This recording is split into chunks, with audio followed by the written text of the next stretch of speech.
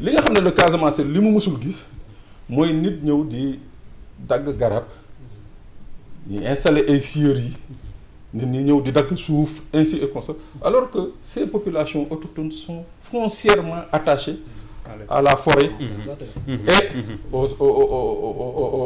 au foncier foofu la kii di Abbé Diamacoune Senghor commencé di lancer des alertes te alertes yooyu mu ngi ko doon lancer à partir de 76 au niveau de la chaîne 4 de la RTS une radio d'État donc xam nga ni kon ñii bëgg a jël Diamacoune boole kook MFDC ils ont tout faux Diamacoune a rejoint plus tard la MFDC et on viendra sur ça donc c'était cette disparité dans le traitement ak spoliation foncière yeeg scieurs yi ñu doon implanter des autorisations de coupe d'arbres yooyu moo commencé woon jur une certaine frustration je me rappelle la dernière conférence de Abbé Diamacoune Senghor mu ngi ko tenir fii chambre de commerce c'était en 1981 pour dénoncer justement cette injustice qui était en train d'être imposée aux populations de la Casamance avec le silence de l'État. En 82 qu'est-ce qui s'est passé? C'est à la suite d'une spoliation foncière bi nga xam ne ça concernait lii ñi naan bois sacré. Le bois sacré boo demee ba tey ji le terrain fait l'objet de litige actuellement à Ziguinchor ñi nga xam Ziguinchor ils te le diront bois sacré boobu ñu maire bii fa nekkoon à l'époque jël ko di ko daggat loolu moo indi woon ce conflit de 1982 moo tax ay jigéen nañ fa gisoon parce que ce bois sacré était un bois sacré destiné aux femmes moo tax les premiers événements jigéen ñi ñoo fa nekkoon. Comment le MFDC a récupéré cette question, cette frustration? C'est très important. En 1976, Sénégal dafa signé woon des accords d'exploration et d'exploitation de pétrole offshore en Casamance. Senghor joxoon ko kii nga xam ne mooy Iran Shell. Shell bii ñuy dégg Shell Wave Shell xaw ma nu mu tudd. Fuel Shell. xaw Shell bii. ça s'appelait Iran Shell, ça appartenait en partie à la République d'Iran.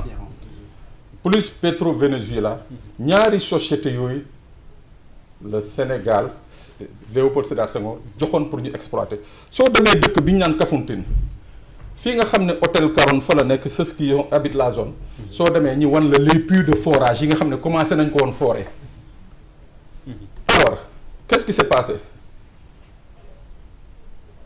D'aucuns disent que la France a agité la Guinée-Bissau ne leen pétrole bi fu mu nekk seen réew la. Ça a amené la fameuse contestation. waaw mu ngoog ça a amené la fameuse contestation officielle de la Guinée-Bissau. Senghor ne leen non luñ ci xuloo nañu dem bu amee nañ ko séddoo ngeen jël ñun ñu jël. Et je pense que zone boobu nekkoon na objet de conflit au niveau de la CIJ. mu ngoog biñ demee CIJ jox dëgg Sénégal. Mais néanmoins Senghor dans sa sagesse ne non même am naa dëgg. mais on va exploiter ensemble.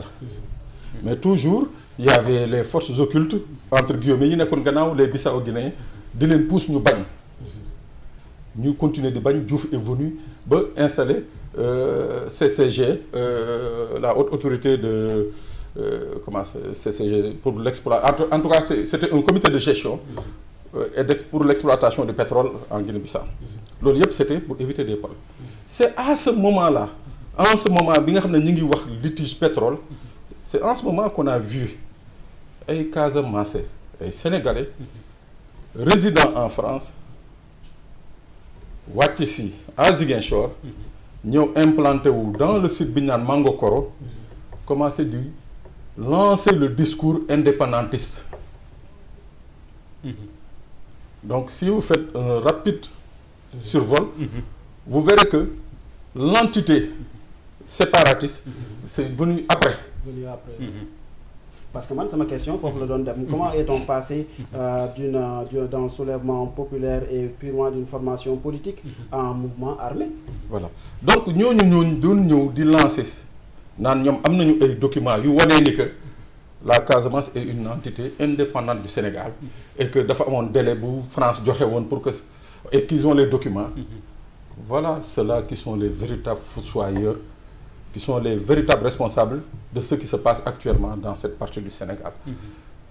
Alors bi affaire bi amee Diouf à l'époque, je dis bien Abdou Diouf à l'époque, la France a tout fait pour lui imposer un agenda international, demander l'intervention des forces comme li xew Mali.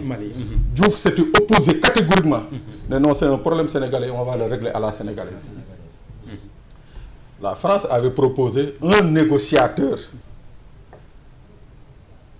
pour ñëw éclairer les Sénégalais et les gars du MFDC sur l'appartenance exacte de la Casamance. Bi ñu paree seen négociation, ce document n'est jamais sorti. Officiellement, il n'a jamais été rendu public. Donc ça veut dire que quelque part, il y avait de la manipulation. C'est cette manipulation-là moo jóg crescendo. Voilà, di màgg ba mouvement bi finalement tout le monde sait comment ça se passe géopolitiquement et géostratégiquement. Ils ont commencé à avoir des soutiens un peu partout de pays, ainsi de suite. Et facilité par une situation d'insécurité militaire en Afrique de l'Ouest, notamment en Guinée-Bissau, avec justement la guerre de sécession. Voilà, au Cap-Vert, il y a aussi la Guinée-Conakry avec ses nombreux coups d'État, etc.